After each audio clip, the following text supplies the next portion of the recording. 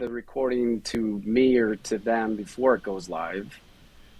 And also if we can cross promote it on our social channels.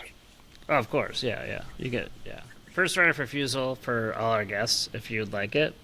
The CEO ones have been really interesting because they have constantly been asking me, like, okay, can we get it? Can we download it again? Because this other person wants to. I was like, okay, guys, like seriously, just tell me what you want to do.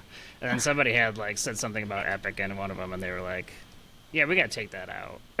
I was like, okay, all right. So they'll get a chance to listen because they might, who knows if I screw it up. So my job could be in jeopardy. It's possible. My gosh, now we're on a thrill ride to match Ben's t-shirt. Like, it could be the end of everything. We don't know. Yeah, flashback to the 80s, man. Like, you're taking me back. So if you ask me, like, tell me about your career, I'm like, holy cow, I started in the 80s, so that's scary. Special little moment. There's another reason I'm wearing a Metallica shirt. Today is the let me check it again, just make sure I got this right. Today is the 40-year anniversary of the release of Kill 'Em All, which was their first album. No way. That makes me feel 40 really old. years.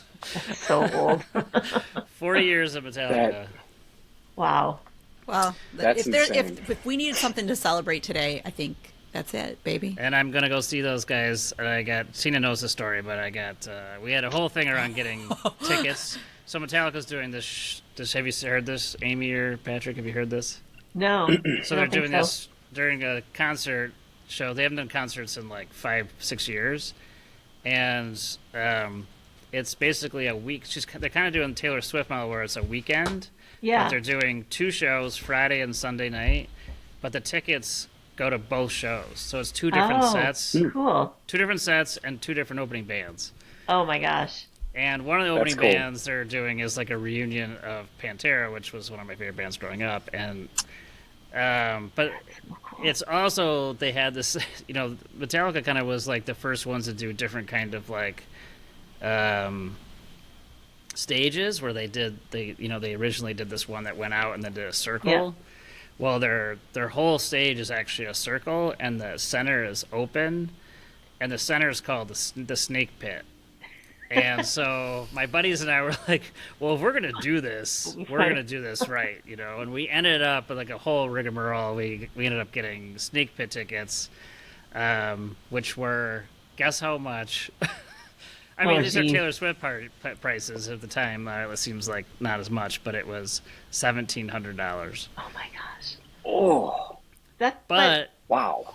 Both shows, and we get a special VIP room, and we get we get a bunch of other stuff. I was like, do you get access to like a private bathroom? I think that would be. I hope, dude. I I'll tell you, a bathroom, like a concession stand with no line. Well, they started shows like in Europe and stuff, and they've showed pictures, and it looks insane. But it's like, because it's like a giant circle when it's open, and like I'm like, how do those people get to the bathroom? Like, how do they get in it? There must be a way underneath the stage. I'm thinking there better be. I'm like, I'm old. Plus, it's like everybody else is old. It's like there's not 18-year-olds in there. I mean, there might be. Is the concert done by 10? Like, that's the other thing, right? We gotta starts at 5. No. Yeah. The text string with my buddies is like the funniest thing ever. They're my gosh. We're gonna go hard. Like, I'm like, and then they're like, oh, dude, I can't drink past midnight. I got like gremlins in my stomach. That's what my buddies texted me, and then the other guy's like, oh, I know, I can't even drink this. It's like, oh my god, we're like, this is awful. You have to have a break in between, right? Like, they cannot do back to back. It was brilliant because I'm like, is so funny. We're gonna die. When's the show, Ben? It's November. It's not. It's after my forum. Yeah, it's like November 11th or something. Sweet. That's cool. Yeah. Anyways, so side note, I thought I'd wear the shirt because we were talking about sales, and I figured it was time because you guys are like road warriors now again. So, but why don't you guys introduce yourselves? Like, I know both of you, but I don't think you know each other. In fact, wait, hold on. Breaking news. I did a little research, Tina. You'd be happy to be proud of me. Stop. He never does it. I know. And Patrick and Amy worked at GE together, but they probably don't even know that. That is true. They didn't get your overlap. Wow. So, Amy, why don't you go first? It is a small company, Ben. So yeah, I mean, come on, you guys should have known each other for sure. Well, go ahead, Amy, if you would. Yeah, great. Well, I'm Amy Cerruti. I'm the Chief Growth Officer at Koha Health, and Koha is a revenue cycle management services firm. We focus in orthopedic and musculoskeletal practices and ASCs. So really working in the independent practice space, doing everything from full co-sourcing to revenue cycle assessments and consulting. We do a lot of coding work. And we've tried to take advantage of different technologies to help us as well as our clients be more efficient. And I've been in healthcare my whole career, which is longer than I like to admit. Not quite as old as Metallica, but I started out, I worked for IDX for a long time, and we were acquired by GE. So that's the overlap. And then I spent some time at Beacon Partners and at the advisory board company, and then went to MediRev where I met Ben, and we were acquired by Tegria and have been at Koha for coming up on 2 years. Cool. Yeah, but you weren't in sales the whole time, right? Just to give clarity. I started in sales and then I did some consulting. So I was in revenue cycle consulting for a long time and then have been back in sales for probably the last 10-ish years. Okay. Yeah. All right. We'll get back to that. All right, Patrik, why don't you do yours? Sure. So I'm Patrik Vagenius. I've been in healthcare sales, and like Amy, not quite the Metallica length, but pretty darn close. And honestly, it's a bit surreal to even talk about it because at the end of coming to the end of my career, which is really hard to believe, but it's been a heck of a run. For the past 6.5 years, I've been fortunate enough to be with Flywire, which is a global payments enablement and software company that's really focused on next-gen payment. It's got a next-gen payment platform. We have vertical-specific software solutions. I'm obviously in healthcare, and what we're most focused on is the whole consumerism movement around patient payments. Been doing this now for, like I said, 6+ years. I started originally with a company called Koha Health, which was a startup, and then we were fortunate enough to be acquired by Flywire a little over 5 years ago, and then 2+ years ago we did an IPO. So it's been a heck of a ride. I was employee number 5 or 6, and we're now I think 1,200 strong globally, growing like crazy, and it's been a fun ride. Patrik, how did we meet? I don't remember. I know you guys were OnPlan was one of my original partners for Forum, but I cannot remember how did you and how did I get connected to OnPlan? I don't even know. Did we bump into each other at Becker's or OnPlan or at a HFMA conference or something? Because that's a good question. I don't remember either. Or maybe someone introduced us. I think someone told us about you guys because I was doing this RFP when I first left HealthRise. I went on, you guys. Yes, Tina knows this, but I went on my own and I didn't have any work, and so I was like, "What am I going to do?" And I do an RFP, and someone was like, "Oh, you should talk to OnPlan." I'm like, "Okay." I think that's what it was. That's exactly right. That is it. That is it. Yep. That was almost 8 years ago, if you can believe that. Yeah, I like to hang out with you, Ben, just because of Tina. So that's the real reason. That feels true, and also how most people feel. I agree. That's right. No, that actually might be true. Tina, what about you? Let's introduce yourself. You're in sales. You're in sales. Come on. Well, am I in sales? Actually, a long time ago, in a land far, far away, my stepfather was in insurance sales, and he very much encouraged me to go down that path. And I would say that I probably have skills and gifts in some of that space, but then when you get to the point where you're asking for money, I'm out. So that's where the fail comes. She's not the closer. I couldn't get there. I couldn't I wouldn't ever be able to do it. I don't know. I don't know what that is. Is it a lack of confidence, Amy? Is that what it is? Tell me. Oh, you just got to do it. You just got to do it. Right. Well, I mean, it's like when I suppose it's the same as, I don't know. I haven't had to ask anybody for money in a long time. I have to think about it. Well, you do. You kind of close like engagements. Well, I close my own business. I suppose I do sell myself, but fortunately, I'm very blessed with a lot of great referrals, and so it's not hard. You know. Look, the reality, we all are in sales. Whether you're on the ops side, I mean, everybody is. Whether they want to accept it or not, we all are. That's kind of how I've always looked at the view of the world. So. But yeah, quota changes the dynamics for sure, right? I mean, like, quota changes the dynamics. Like, did you hit it or not? It's a numbers game, so that always takes the. So I'm curious because you guys have, not that you're old, you're young. Although Patrick's talking like he's like he's out to pasture right now. I don't quite understand it. You're not that old, but how much has it changed? Like, if you think about like. Amy, you said you did sales like in the early part of your career, like back in the 90s. Yeah, I was gonna say 90s. Yep, you not can 80s, say it, and you 90s. Know. Yep. What do you think is like the biggest change? Oh, I think probably one of the biggest changes is this notion of a decision maker. So it used to be. You were in a deal and there was one person who made the decision, right? That person, we learned that person could either say yes or that person could say no. And so as much as you tried to establish many relationships, you were focused on the decision maker. And I think now there's no such thing. It's, it's done by committee. People have input. You have to work multiple people, multiple levels in any deal. I've worked, selling health systems to selling independent practices, and it doesn't matter the size of the organization or the complexity. There is no longer a single decision maker. So I'd say that's one thing. Just to build off of that, I totally agree. I think you have to look at the market itself and how consolidation continues to happen. So the number of buyers continues to shrink, at least on the hospital side. So for a solution like ours, like, you're not going to buy our solution just for a single hospital if you're part of a large health system. It's a single decision. But to Amy's point, like, who makes that decision? Yeah. And that's changed from where, you would think it's the rev cycle or it's the CFO. That's changing because now you have patient experience officers. You've got, digital innovation.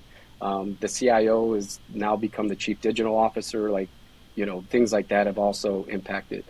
The other thing, too, that I would say is even how do you get that first meeting is very different now than it was when I started way back in the 90s. And a little side note on that, operationally and how you even did your job was different. Yeah. So when you went travel as a traveling salesperson back in the early 90s especially, and you had a laptop, but it was pretty big.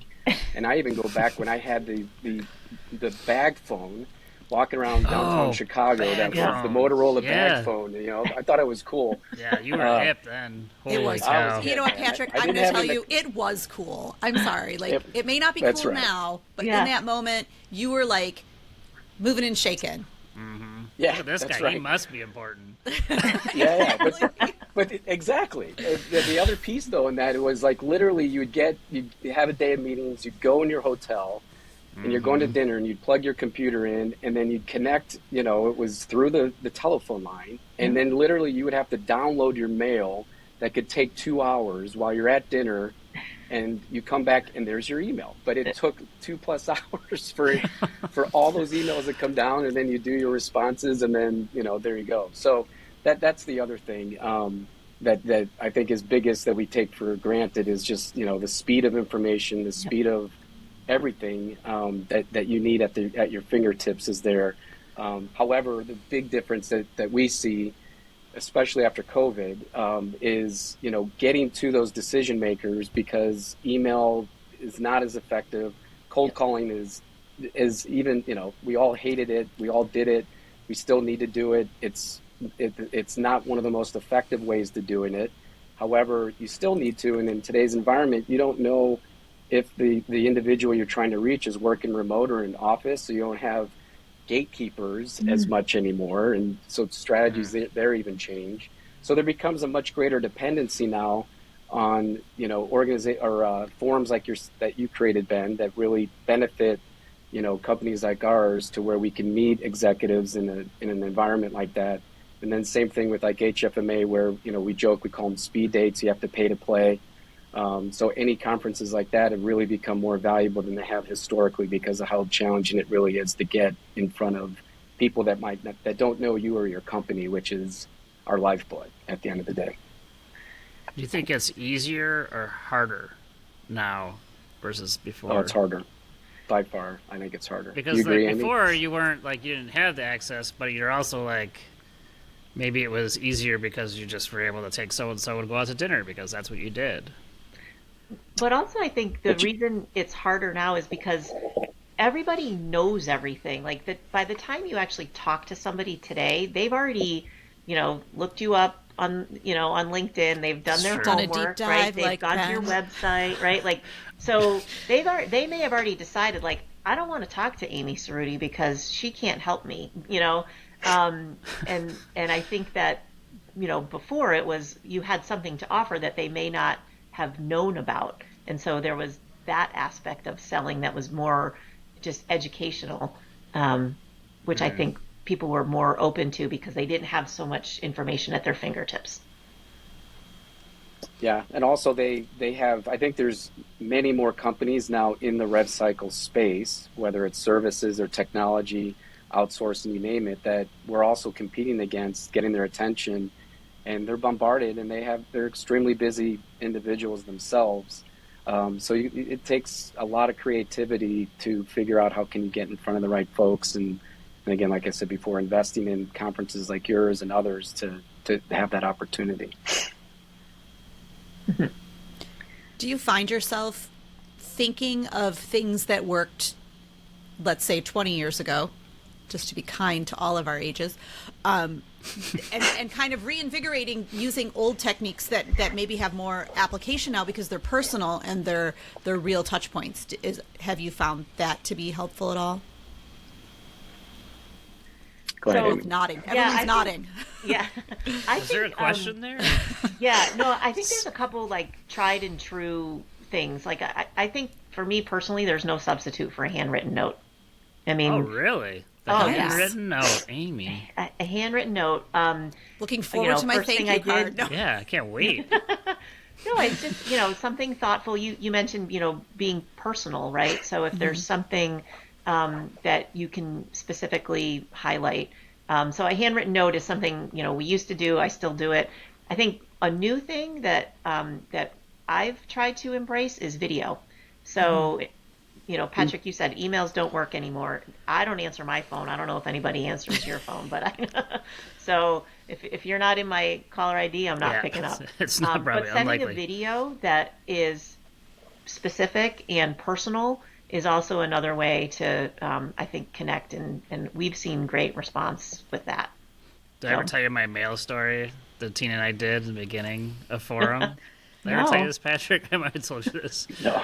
We had this brilliant idea of let's send this really nice black envelope, monogrammed mailer for Beautiful, Forum. significant piece of significant piece of mail, right? Yeah. And 2 VPs of Rev Cycle with this personal invitation to come to this new thing. It was brand new. We were insane. We sent those out. I swear to God, we were still getting returns undeliverable 6 months later. Why? Because of Wow. bad addresses? Because you couldn't find, you couldn't, that's why I say, personal note, I'm thinking in my mind, how did you get their addresses? Because who can find the right address? Seriously, we got one 6 months later that was it looked like it had been through hell. It had just, gone all over the health system, and they could not find the person. They finally, forget it, we're sending it back. Yeah, so I would agree with Amy. So those are old school techniques, right? So we'll use that term, Tina. We can say old school at this point. But That's right. Yeah. So next week we actually have a sales meeting coming up where we're literally calling it back to basics. How we've not only myself, there's other individuals. Our GM has been in this business a long time. He started as a sales executive, so he's got that pedigree. And others, and literally, we've got a mix of age and experience amongst our team. So we're taking this opportunity to try to really let's break down the sales process from literally the first thing of who do you research, how do you personalize the interaction, to Amy's point, going back to sending either a typed up note, sending it out by the mail, which is expensive, which is crazy, or sending a handwritten note to then, we dabbled a little bit in the videos. So I'm glad to hear, Amy, that seems to be working well for you. I think that's a great option, and that's unique. So, excited to go through this process, because there is a lot of little things that I think in the past, like what we've talked about, and even still calling and leaving a voicemail. If you can leave, an effective voicemail that's short, concise, ultimately all we're trying to do as sales professionals is to see if the timing is right, where that organization is focused on improving, in our case, the patient experience, improving patient collections, or reducing their cost to collect. And if those are initiatives that they're focused on, and we leave the right message that connects to it, that will open that door for us. And that's ultimately the key thing. And the more that you can do research, like there's probably more time now that the team is spending researching LinkedIn connections of people who may know who, looking to see if the person you're trying to target has been quoted in articles or has done podcasts, things like that, to where, using that time versus, placing 100 phone calls a day. You have to change how you approach it to where you're doing it, more research based and trying to utilize that personalization. And, we're having some pretty good success. So excited to see where it goes from here too. 100% agree on the research. Like that, it's better time spent doing the research than just, like you said, I got to make 100 calls today. I'm just going to bang them out, so I can check the box. But it's like quality over quantity, I think, and it makes a big difference. Mm-hmm. Yeah, and speaking of calling, I didn't mention this in my background. When I was a junior in college, I got the opportunity to be a cold caller for Bear Stearns, which is a big investment firm. So I was in a room with 100+ brokers and other college kids, and I called. And again, this is aging myself because a lot of the younger generation might not even know who this is, but Ted Turner, you guys all know who that is. That's awesome. I got to know his assistant very well. Like, we became friends. She never put me through, though, to Ted to try to pitch stocks for my broker. No, but every day, and I called her at the exact same time every day. She knew when she picked up it was me. Shut up. She took your phone call every day? Every day. And she got to know me. She knew what my aspirations were. Didn't matter, because she knew Ted would kill her if she put a broker through to her or through to him.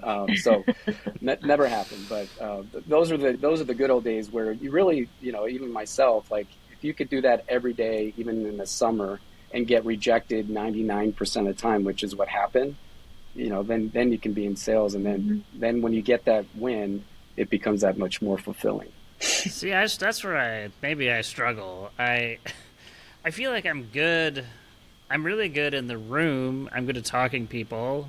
I guess I'm I used to be knowledgeable in recycle. I don't know if I would say that anymore, but I used to be. And I struggle with I do a lot of sales as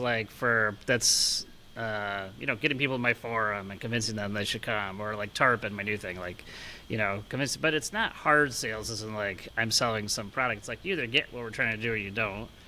But I also think I take the rejection is hard for me, because it's I think because I'm a relationship person, and so then it's well, they don't want the product, which then I could take, not personally, so to speak, but I take it oh, that's hard. That's hard to like Tina said, she's not good at the closing. I'm not good at taking the they don't want the product. How do you not get this? I don't know. I think you got to get your mind right. If you get in your head space that I'm not going to take this personally. My intention is to help people. I think that's the thing that's different. It used to be, if you were in sales, your intention was to sell shit, right? Ooh, can I say that? Get your commission. Get my commission. What the Yes, you can. Amy, God damn it. We are E now, explicit. No, that's fine. We were going to be anyways. That's fine. Yeah, it was bound to happen. Salespeople, I expected it. The floodgates are open. So, yes. But it was, that's what it was just sell. But if your intention is actually to help people, then it's a different mindset. And if somebody doesn't want your help, okay, I tried, they don't want my help, that's okay. and just getting your head right that you can, like, my mom used to say there's plenty of fish in the sea, right? So like there's a million other people who you can say goodbye to that one and just let it go and then go get another one. And I do think that that's a really important part of selling, because it's an emotional roller coaster, right? Like the highs are really, really high, but the lows can be low. Like, when you struggle selling there's a lot of pressure, financially, just, performance wise, you could lose your job. Like there's a lot of pressure on it, but, well, again, I just think this is a vulnerable question, but what's, like, for each of you, I'd be curious, what's your lowest moment in sales? If you could look back on your career and be like, what's the lowest? Like, my head, you're talking about headspace, like, I was in a really rough space right here. Yeah. And maybe even just, like, I don't know, is there, like, a moment that comes to mind that's like, oh, yeah, that's the spot? Or is it yesterday? If it's yesterday, don't say it. Yeah. I don't know if I could point to a specific deal or company or solution.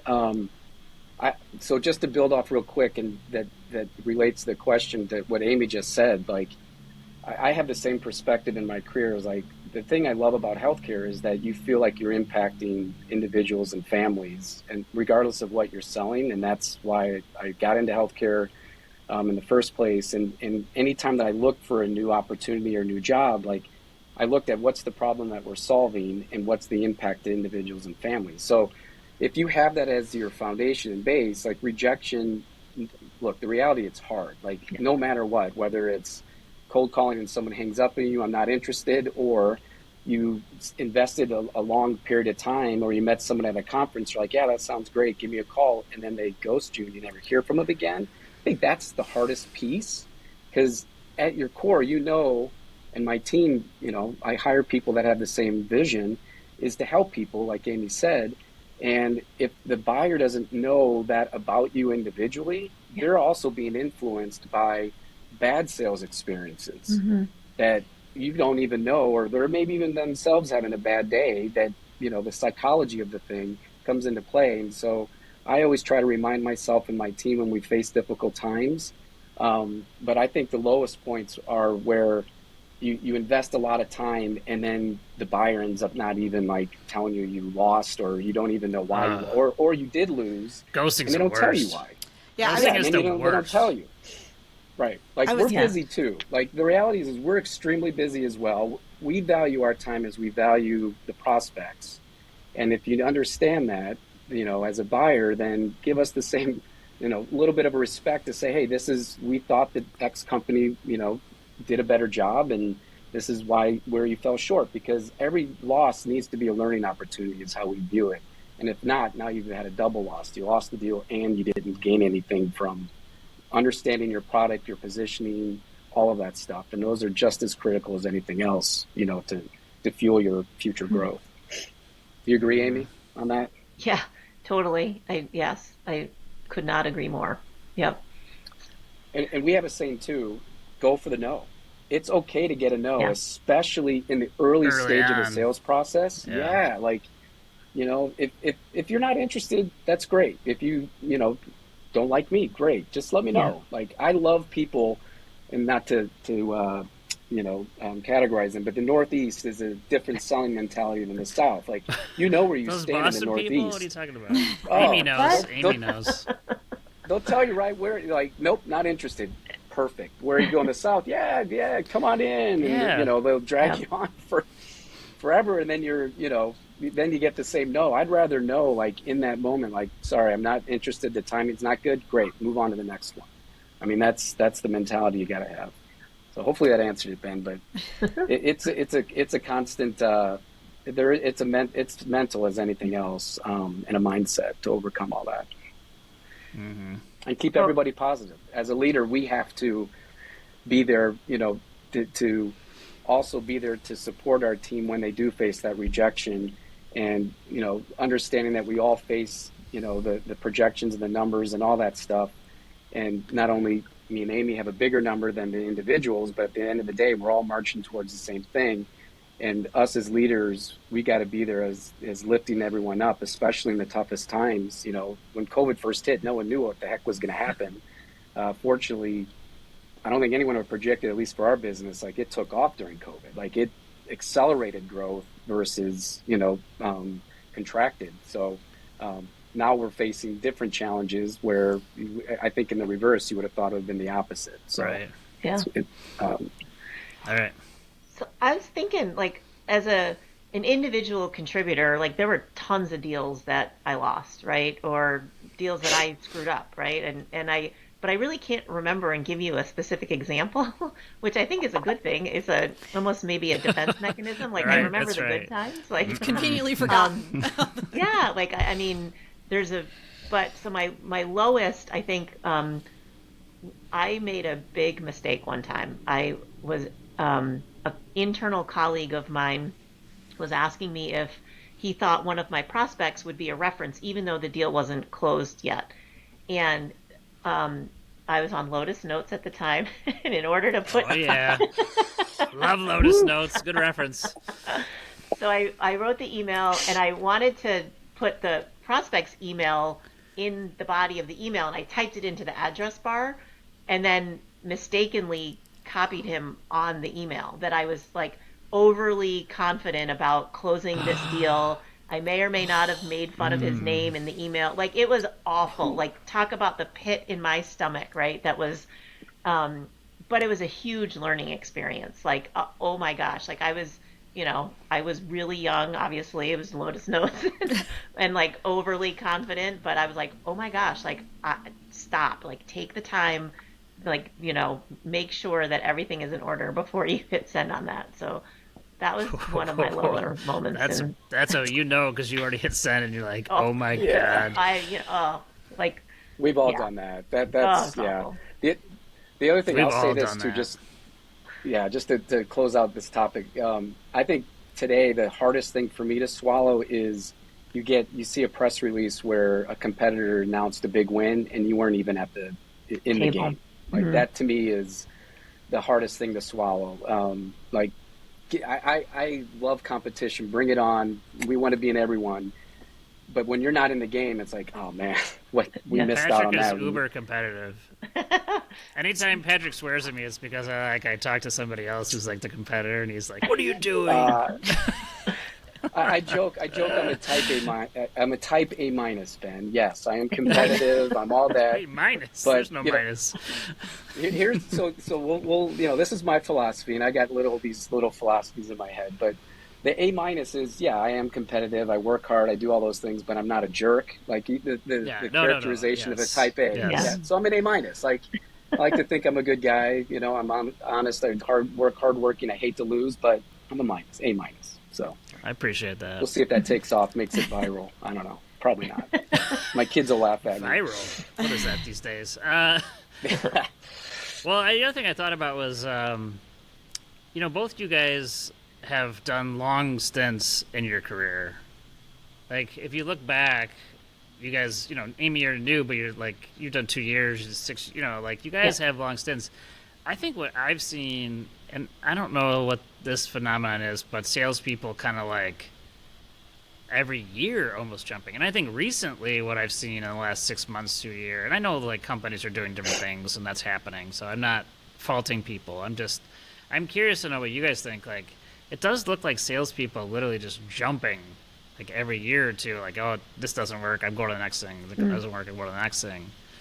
And is that just a factor of kind of the personality, or is that a factor of, I don't know, like today is just kind of like that's how it is? I'm curious to know what you guys think, because you guys are both kind of long. Neither of you have done 1-year stints, I don't think. Yeah, I think part of it might be like if you think about, pruning a tree, like you kind of always want to get rid of the dead weight, right? Like, so there's that aspect of salespeople turning over because of performance-related issues. So there's always going to be salespeople who need to go find a new job because they're not performing in their existing job. So I think that's a part of it. I think the ability to achieve goals, whether they're financial goals, right? So if if I'm not making as much money as I think I should, then I might go find another opportunity as a salesperson. Sure. I'm just thinking, I was thinking about myself, like you said, I'm thinking about kind of my circle of salespeople friends, and I feel like most of us are long timers. Like a lot of us haven't jumped around a lot, so I don't know besides those two things, I'm not sure what else would be Do you contributing think to part of that. it's like expectations of like, because I hear this a lot, is like a PE group will buy something, not that any of you are unfamiliar, uh, but then it's like, oh, they like, I hear this from people. It's like, well, then these guys think they're gonna, like the sales expectations are 6 months, and it's like none of this takes 6 months. This is crazy. Like, is it that? Is it like expectations are just too high, and like it's an adjustment on that front? Is it all those things? I don't think there's a black and white answer, Ben, on Yeah. this. Because I do look. I've done my fair share of hiring and interviewing. I'm sure Amy has. Like, job hopping is not a positive thing in my view, unless they have a very good reason. And in my view, a good reason is someone's had a period where they've had success, and then they started to go down the startup path and took some chances and rolled the dice, which was my goal all along too. And in those And sometimes examples those that just don't maybe work relate, out. Right. Yeah. right, they don't. Yeah. And Absolutely. I've come across more frequently situations where people ended up skipping more because they were misled by the hiring organization, even on where they were, I can believe the that. products. Mm-hmm. So there's that element in it. But at the end of the day, like, you've got to, if you are job skipping, you better still have a track record in that short period of time that shows that you know how to sell. Because the reality is, there's differences to selling big companies that have a reputation, that have the reputation, the name recognition, versus an on-plan health in our early days. No one knew who that was, and Flywire still, we're continuing to work on our brand as well. Those things come into play and make it a little bit more difficult if the industry doesn't know who you are. And those things got to be, taken into consideration, I think. Mm-hmm. But you still need to figure it out. And if you're leaving just to go get the next big job, or you get a bump in base and you're trying to live off your base, you're not gonna make it in sales. Like, you're in the wrong profession. Yeah. And you can weed those individuals out pretty quickly. It might have to do with attention span too in social media. Literally, like, I mean, not to get too psychological, but that could be in play as well. Like, the immediate gratification. If you don't have it, I got to go somewhere else and get it. I think that's part of it too. And again, I don't think that's a good long-term strategy if you're an individual salesperson trying to grow your career. Like, gut it out, grind it out, get results, become the top individual, and then use that period of time to find the next thing that takes you to the next level. Mm-hmm.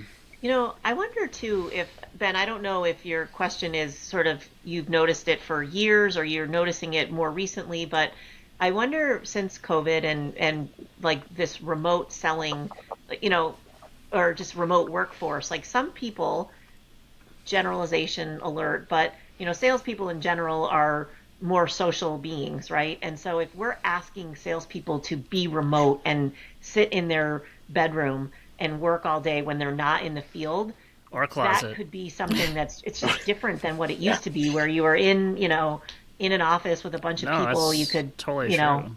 it might be hard for people to, so that may or may not be a factor, but I think I've seen a little bit of that in terms of people not responding well to working remotely. So That's a great point, Amy. I would agree. You can't put a shark in a cage. That definitely comes into play for sure. And then you go to a unknown name conference, and like, it's 90% salespeople and 10% vendors, or I'm sorry, buyers. Then that's a whole nother challenge. But oh my gosh, we were just at one, so like, I feel like I was, and Tina and I both were. I don't know if you guys were there, but it was. I felt like day two. By the time I got to like Monday and Tuesday, people were like, I could just see people like, holy crap! Like, the buyers you're describing were done. They were done talking to people. They were done getting harassed. Couldn't wear their name tag. I had to like be a bodyguard for somebody, basically, like take them through the walk them out, because they were like, I can't talk to anybody else. I was like, yep. I told you I was talking to a salesperson with a friend of salesperson, and he was literally like, excuse me, at the corner of a booth, like tying his shoe, and I was like, what are you doing? He's like, well, technically I'm stalking that CFO that's over there. Like, he's literally standing, like trying to make himself look busy while he waits for this guy to finish his conversation so he could just like bump into him. And I was like, all right, well, I feel like I've given you some cover. There's a chatter in the pre-med. Like, do you have a good sight line? Like, what's happening? And I thought, like, I know, like, ultimately as a salesperson, like, your goal is to have that conversation, have that meet cute, right? It's a rom-com that comes with a paycheck. But I think that's a good one, Tina. It's that's also wildly uncomfortable, right? It's like wild, like, and it has to be wildly uncomfortable on both sides of that, right? Like, I understand, like, as the salesperson, you're gonna take a chance and push a little harder, but also, like, at some point, and especially in that environment, like, clearly the humanity is like out the window, right? Like, yeah, for sure. That's a perfect example I talked about. Like, you're up against what their past experiences have been with other salespeople, and those individuals kill it for the rest of us. Like, that doesn't work. It's not. Why would you even think that works for you? Like, it's not going to work. We were like, oh, hey. Yeah. And by the way, I think we got a story to pitch to Netflix. This is perfect, like a rom-com, like all about sales and rom-com, and rev cycle. Mm-hmm. That's right. Gosh, we could really. It's a marriage made in heaven. Then maybe people would know what revenue cycle is. No, I still try to explain it, and people are still like, "What?" I'm like, "What?" And I was explaining it to my yoga guy the other day, and he was like, "Oh, that's interesting, revenue cycler." And I was like, no, that's, what, never mind. It doesn't matter. It's irrelevant. It's irrelevant. That's funny. Oh, it is true, though. I think, like, bad actors are, like, I've always, you've probably heard me talk about this, I think, because I talk to a fair amount of groups, or maybe PD groups are starting something, or, like, they're starting something, they're like, hey, I have this, and they actually may have really something interesting, but I'm always like, you got to know what you're up against. Like, there's enough bad actors where... Yeah, and sometimes I think it's maybe not even bad actors. Like, they may be nice people, but they're up against it too. Yeah, you know? Like you said, they're up against a quota or expectations that are ridiculous, and so it's like, I gotta get so and so because I gotta show value here. Well, so I don't know. I haven't heard of sales company cultures that exist like this example that I experienced back in the 90s. Again, aging myself, old days. But literally, I had bosses at a big EMR company. Come to your own conclusion, because it's not Epic, because they didn't have salespeople back then. No, they did not. But like, literally, I was told at the end of the quarter, you need to go to that CIO's office and sit outside his door until he shows up and get the contract, or don't come home. Like, literally those words. And like, what do you do? Like, so I did it, embarrassed the hell out of myself, didn't get the contract. I tried, but everything in my body screamed like, that's so wrong. It's not going to work, yet I got to do it. Otherwise, I've got 2 little kids. I got to, what am I going to do? Yeah. And that stuff existed. And that was one of the, if not the most top company in healthcare at that time. That was their culture. It probably still exists to a degree. Yeah. It probably does. It's probably not said that way, but it's definitely like implied. I don't believe in that. No.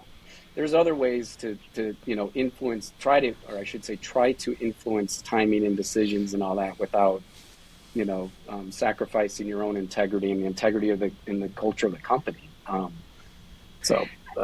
You made me think, though, your original question, Ben, about what's changed, and I think that the length of time, like the duration of a sales cycle, has increased exponentially, right? I think the multiple decision makers contributes, but like it just, everything takes longer, and I think especially right now with there's the uncertainty of the economy contributing to that, but also all of this private equity or venture capital money that's coming into healthcare that is placing these expectations on performance, right? From a sales and revenue standpoint, and it is just unrealistic. Like things take longer than they used to, and we need to be okay with that. You can't force somebody to do something just because of a timeline, right? So. Well, I agree, 100%. And I also think you're onto something else, which I've seen is I think that like if I'm a VP of rev cycle at a place, I'm watching other people that I've made rich. Yeah. Yep. And so at some point you're going like, yep. Well, why? How is that? What? Like I gave you that contract, I gave you that start. Especially in those situations where it's like, you're the test or whatever, and actually, it's like, but I'm making the same amount of money. I'm making the same amount of money. It's totally like, agree, Ben. There's company strategies though that the PE firms that are invested in them are opening the doors for them to get into the health systems as well. So there's a big part of that we go up against. We don't do that, never done it, but we know of companies, but the health early system stage companies, not that person. And so the health system could maybe benefit, like Ascension benefited, obviously. Mercy benefited with Ensemble many times over. But those are health systems. Like the individual doesn't see, like they're not seeing any of that. They're just seeing kind of other people win. I actually think like which we're doing a couple podcasts on this. It's just like state on kind of leaders on the provider side and some of the frustration they're coming up against, which I think is significant. Cost pressure and all the other stuff. It's very interesting. Do you have thoughts, Ben, on like what how can we help that? Like I think about paying, referral fees or bonus fees or something. I and obviously in a lot of places you can't do that, but is there something that would help that situation? I don't know the answer to that. I do think it's like, trying to maybe like at least give that person more visibility to like the stuff they've done. So in the future, they're kind of like, they've got places to go because they're known entities. I've done that with a few people. Even just coming on the podcast, I'm not giving them something in place, but I'm just like, these people are thought leaders. They need to be out in the world, with some content. But I don't know how to do that because I think it is hard. I think that's what health systems are just up against. And they've been up against it for a long time, but I think now it's just like very clear. Like there's a lot of health system leaders right now that are like, why would I take another job like this? This is hard. Yeah. And not only is it hard, you don't win. It's safe. They got that going for them, I guess. Is it safe? I don't know if it. I mean, some places. Yeah, well, I think one way is you got to. The conflict of interest is a tricky part in all of this for them in the direct scenario. But if they're the ones that are truly doing innovative things and helping change the how the rev cycle is being run through their investments or their foresight to pick certain partners, I got to believe there's opportunities to be on boards of other startups and get in the private equity side to make money on the side that can benefit themselves individually with that knowledge and still maintain later, not when they're in that job. Yeah. So the conflict of interest is too hard for most of those situations. I know what you're saying, but it's actually really hard for them. I think some people are operators and they'll do that forever because they're operators. They love ops. Like I don't understand that in any way, shape, or form. But I mean, like I get people who are like Jill from Stanford. Jill's a good friend, and I'm like, we interviewed Jill. She's like, she loves it. She loves operations. She's gonna do that she'll do that probably forever. I think there's some people that actually like being in that position. Like the ego, and I'm not saying this in a negative way. I'm just saying like some people like being the person that everyone's trying to get attention to, and I mean it just kind of, and that's okay. And I guess that's fine. That's your thing.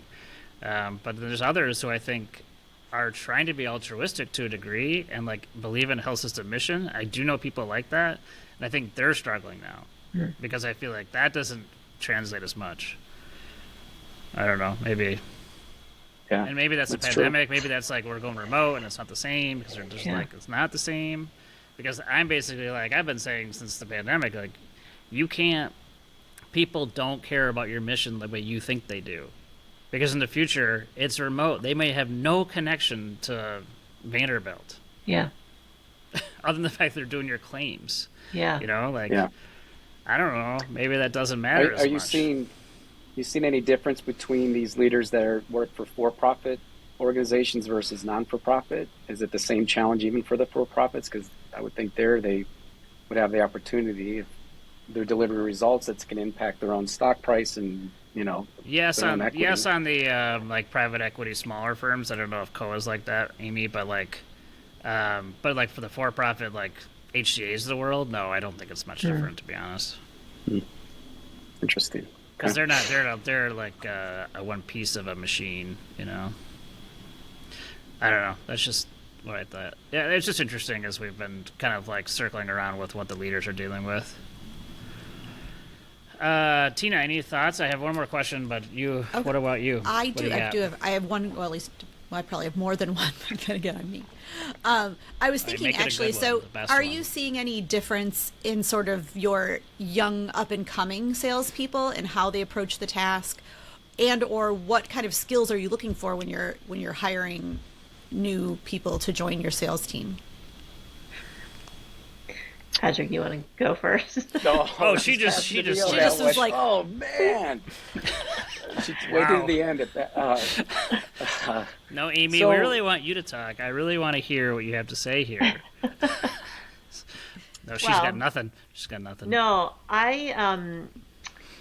so gosh, I think that I'm okay with somebody who doesn't have sales experience if they exhibit things like that, like desire to learn, right? Mm-hmm. That kind of that hunger, that their drive that is required from a salesperson, but also somebody who's just willing to put in the hard work. Because I think a lot of people think sales is this cushy, oh yeah, job, but it's not, right? It's a cool job. You're out having fun all the time. Yeah, who thinks it's a cushy job? Which, that job, that kind of work. Yeah. Okay. But I personally have been a part of a sales coaching program. Little shout out to Blind Zebra for probably 8 years now, and I don't know what I would do without it. Like in terms of the structure that they've allowed me to employ in organizations and for people to train and kind of learn how to sell. So not learn revenue cycle or learn, like the company, but learn a sales process and a sales philosophy. But I still think that, I'm a sucker for, oh no, she'll be great. And then it's just because I like her and she's really not, so I understand. That's my weakness. That's everybody's weakness. Yeah, I think Amy's right.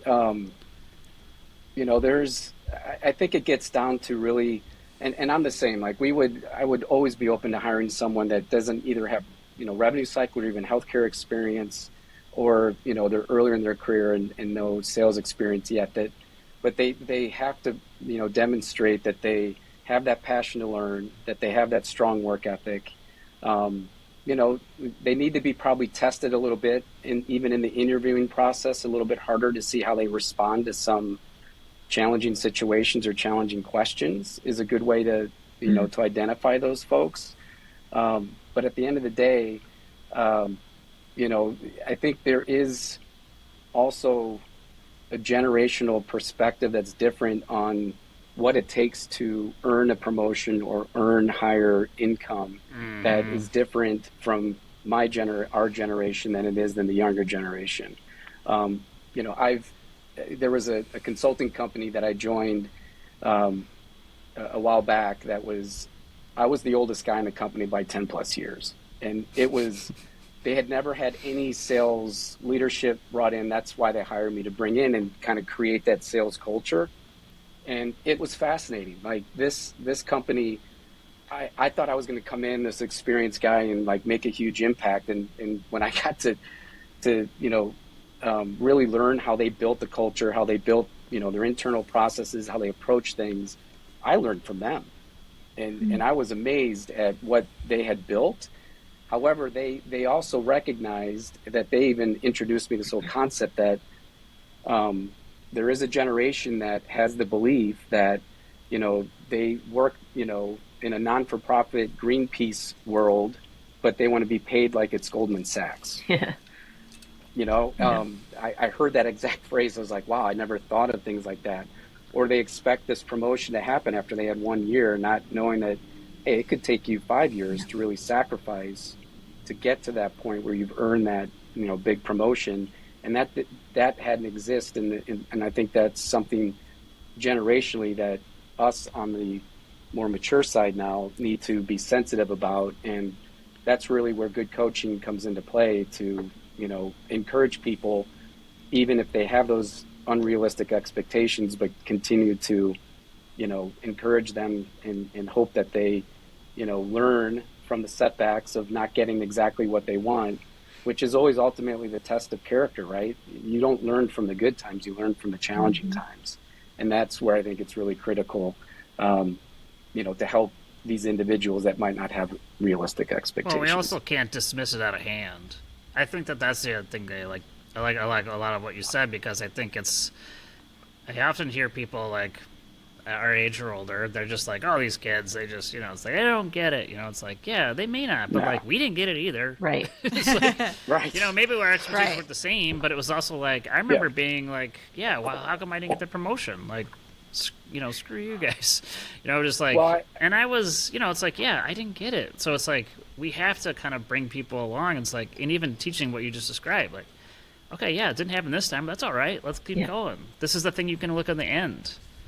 You know? And honestly, like, even tying this back a little bit more philosophical and psychological, you look at how we as a generation have raised our kids versus how our parents raised us. I mean, I don't know about you guys, but I was a feral kid that, every day I was pushed out of the house. They had no clue what I did. They didn't even ask when I got home. They just took me home at dark.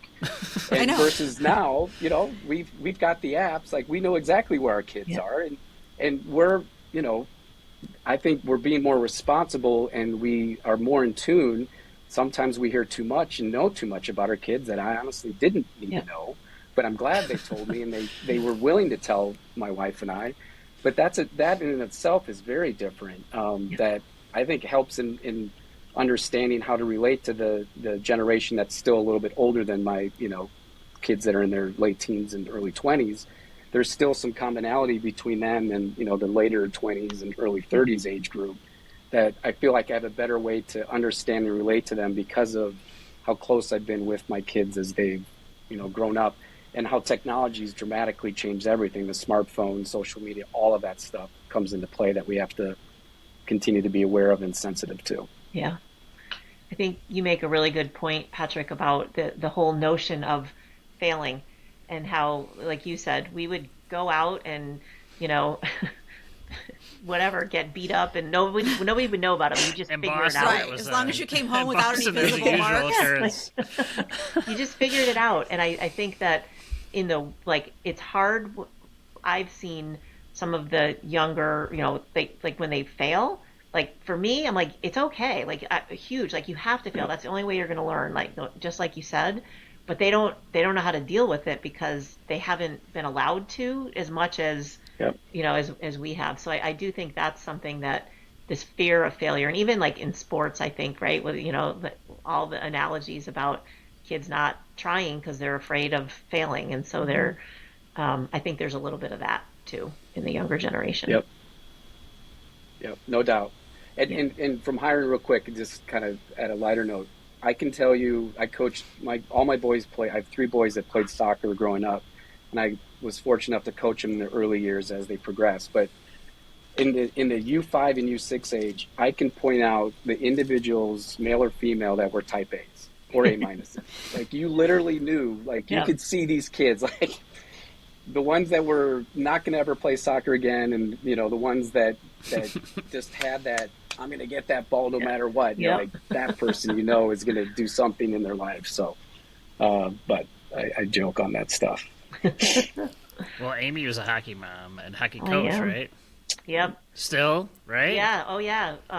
Big stuff. Yeah, we got 4 kids. They all play hockey. So, wow, that's... yeah.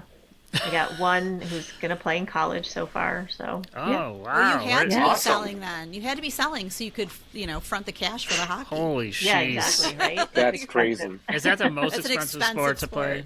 I don't know Is if it- it's the most It's gotta be. expensive, but it's, but anyway, it's all I've good. actually heard figure skating is the most expensive. I bet with the outfits. Yeah.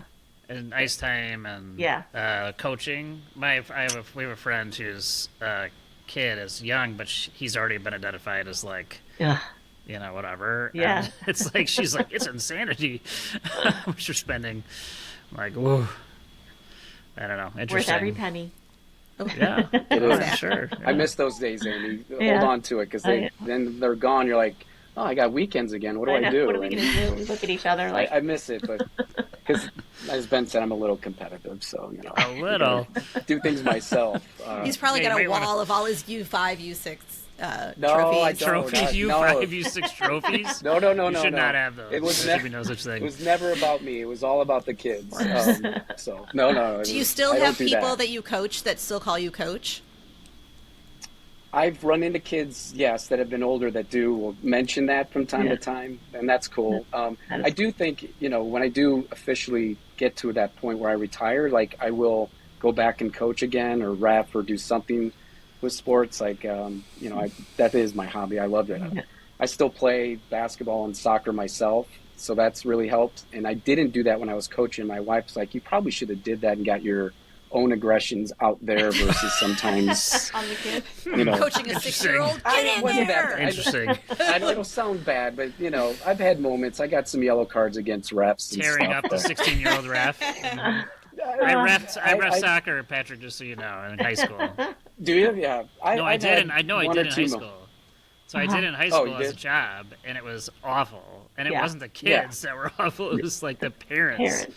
One time, But in my defense, Yes. the times that I got yellow cards was because the ref was not protecting the kids. Like there were some crazy things. That's what would upset me the most. Is like protect All the right. kids and make it fair, that kind of stuff. But at one time, my worst story, mind you, I'm like maybe 17 years old, and I'm reffing like an under 12 rec game, not even a travel game. So it's like it doesn't really matter. None of this matters, right? It's an under 12 rec game.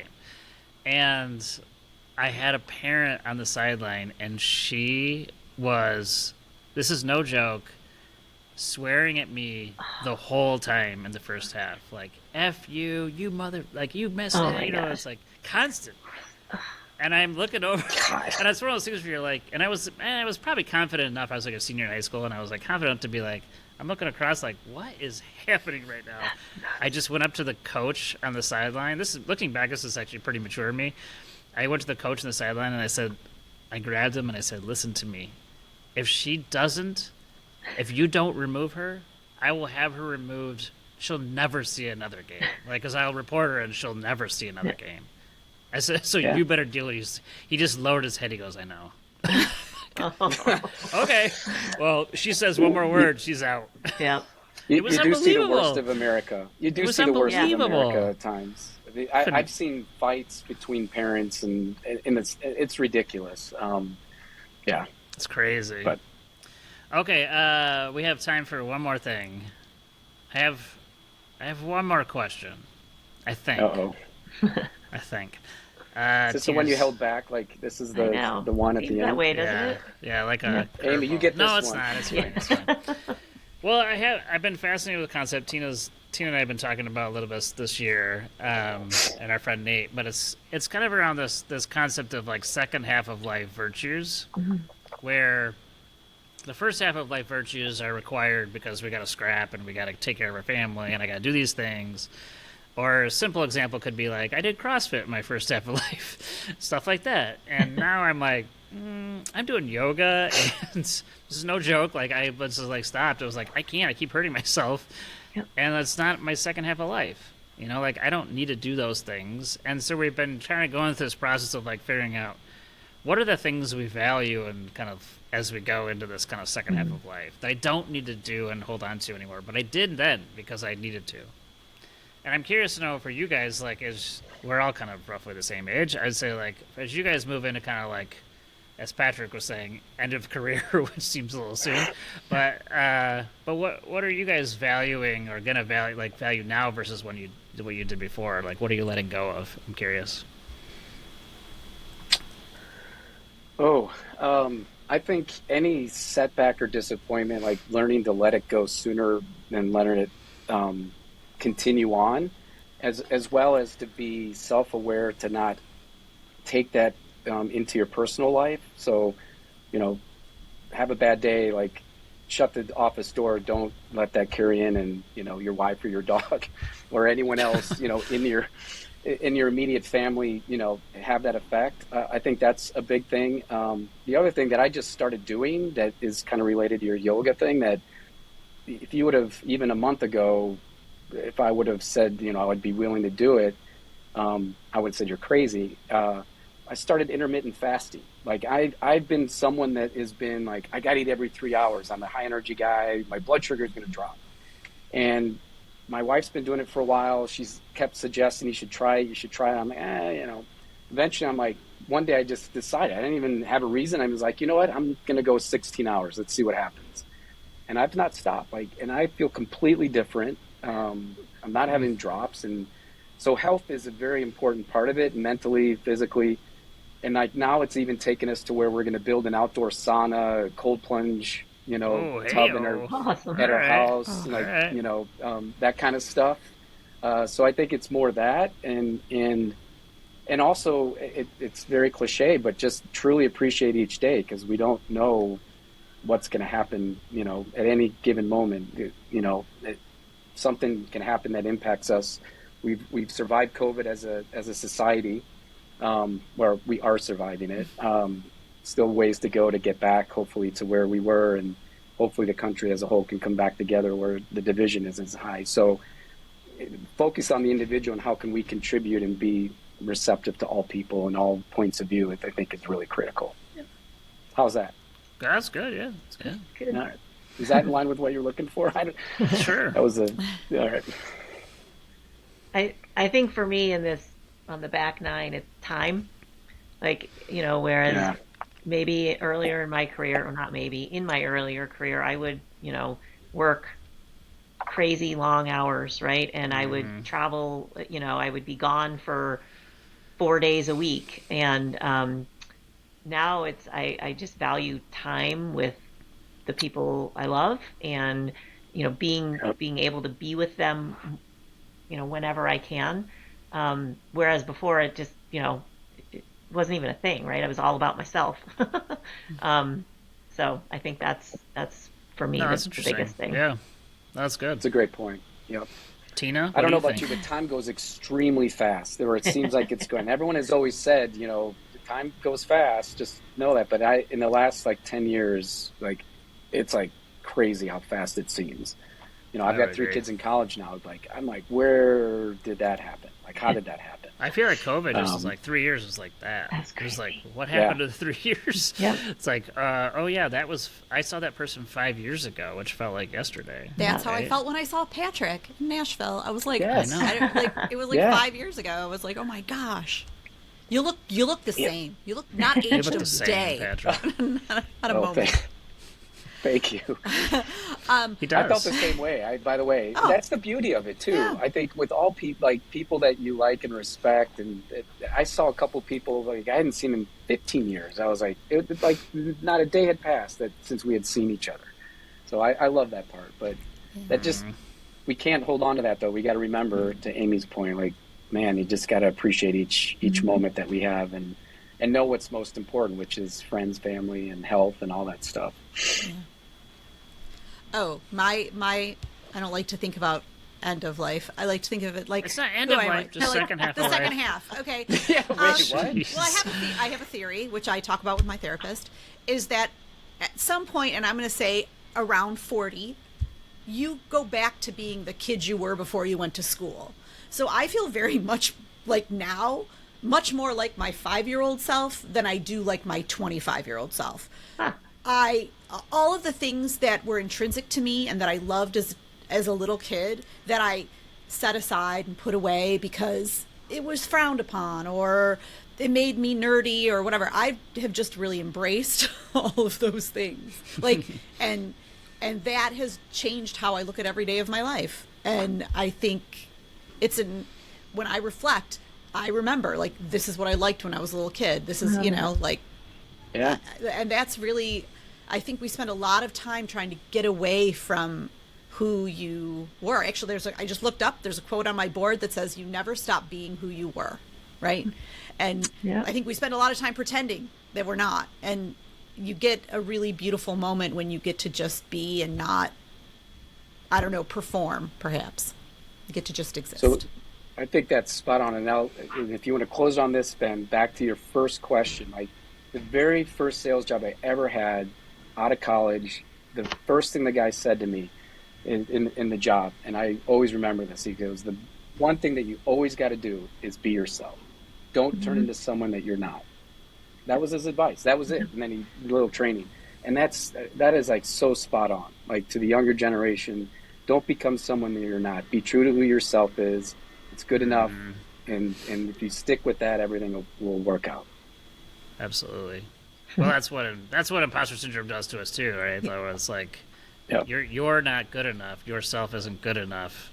So be someone else to like make sure it's like, and it takes work to get out of that sometimes. It's interesting. This has been great. And you have 2 ears and one mouth. So remember that. What does that mean? You got to listen. You can't talk. Good stuff, guys. Thanks so much for doing this. I hope it was helpful for everybody in the sales world, especially. A lot of salespeople will probably be listening to this, which is great. But thanks. It was great hanging out. Thank you, Ben. We really appreciate it. Yeah. And Tina, it's always a pleasure to see you. Thank you. Pleasure to see all of these shining faces. And Amy, great to meet you. Yeah. Great to meet you. And Ben. Even though we didn't know it. I know. Exactly.